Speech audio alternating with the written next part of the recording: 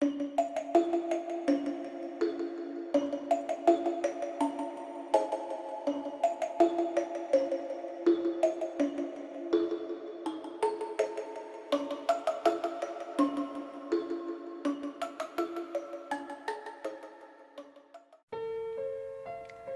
ada kisah yang lebih mengusik jiwa ketimbang misteri. Selamat malam penyuka misteri. Kisah pengusik kita kali ini berasal dari Temanggung, sebuah kota berhawa sejuk di lereng Gunung Sumbing dan Sindoro di Jawa Tengah. Itu bulan Ramadan. Tahunnya 2018 atau 2019, aku tidak terlalu ingat. Tapi peristiwa yang akan aku ceritakan ini, aku ingat betul kronologinya. Bahkan, wajah si arwah yang kujumpai pagi itu juga masih sangat jelas dalam ingatanku sampai detik ini.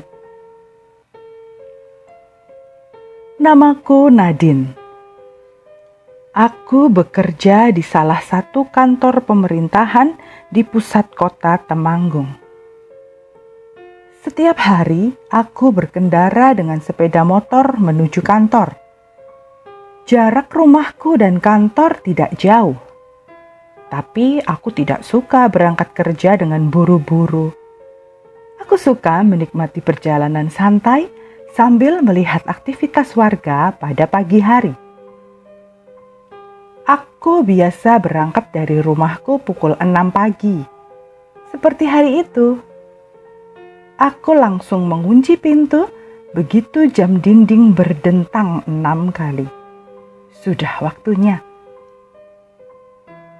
Aku mengendarai motorku dengan santai sambil merasakan dinginnya angin pagi Temanggung. Tiba di dekat area pasar, lalu lintas merambat. Ada apa ini? Tidak biasanya. Rute perjalananku dari rumah ke kantor jarang macet. Kecuali ada peristiwa besar yang mengharuskan ruas-ruas jalan ditutup. Atau jika ada kecelakaan. Pagi itu yang membuat lalu lintas merambat ternyata kecelakaan. Duh. Aku melihat mobil pikap terparkir tidak wajar di tepi jalan. Ada bekas ban di jalan aspal. Sepertinya pengemudi pikap itu berusaha keras menghentikan kendaraannya. Ada noda-noda darah. Dan organ tubuh manusia terserak di jalanan aspal. Ya Tuhan. Di ujung jejak tragis itu ada sesosok manusia yang tergeletak. Aku tidak terlalu bisa melihatnya karena warga sudah menutupinya dengan daun pisang. Beberapa warga mendadak jadi polantas. Mereka membantu mengurai kemacetan.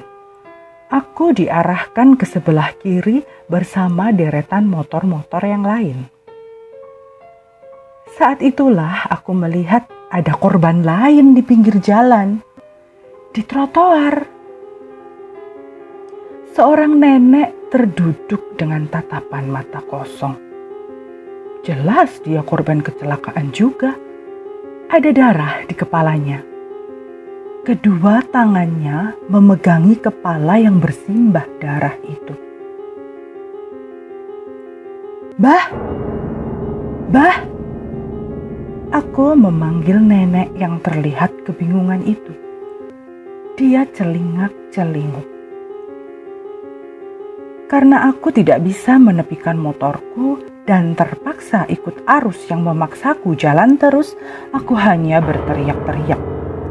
Memanggil si nenek dan meminta warga yang sedang mengerubungi area kecelakaan untuk menolong nenek tersebut.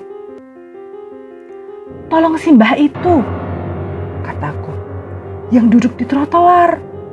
Kepalanya bocor. Mas, tolong itu Mas. Pak, tolong itu Pak. Bu, tolongin Bu." Aku berteriak-teriak sambil terus menarik perhatian orang-orang di sana. Tapi tidak ada yang peduli. Area si nenek duduk juga terus kutunjuk dengan jari telunjukku. Tapi orang-orang hanya menoleh sebentar, lalu kembali memalingkan wajah ke lokasi kecelakaan. Aku pun menyerah. Dalam hatiku, aku hanya berdoa, semoga nenek tadi ada yang menolong. Semoga nyawanya terselamatkan. Aku bisa melihat jelas jari atau kain batik yang dia kenakan sebagai bawahan ternoda darah. Kain berwarna coklat itu basah oleh darah. Kebaya hitamnya yang bermotif bunga-bunga putih juga basah oleh darah. Rambut ikal nenek itu acak-acakan. Sepertinya dia sempat terjatuh tadi. Hatiku sedih, tapi aku tidak bisa melakukan apa-apa. Aku merasa payah. Begitu tiba di kantor, aku memarkir sepeda motorku dengan lunglai. Di belakangku, seorang teman melambai-lambaikan tangan, minta ditunggu. Kami lalu berjalan bareng dari parkiran ke kantor. Kebetulan, teman itu juga melewati rute harian yang sama denganku. Perjalanan kami searah. Jadi, dia pun melihat kecelakaan tadi. Aku bertanya kepadanya, apakah nenek yang bersimbah darah di trotoar tadi sudah ditolong? Temanku itu tiba di kantor selisih beberapa menit setelah aku sampai. Karena itu, aku bertanya apakah nenek tadi tertolong. Temanku menggeleng. Dia mengaku tidak melihat ada nenek di trotoar. Datang dua temanku yang lain. Rumah mereka juga searah dengan rumahku. Mereka juga melewati rute yang sama.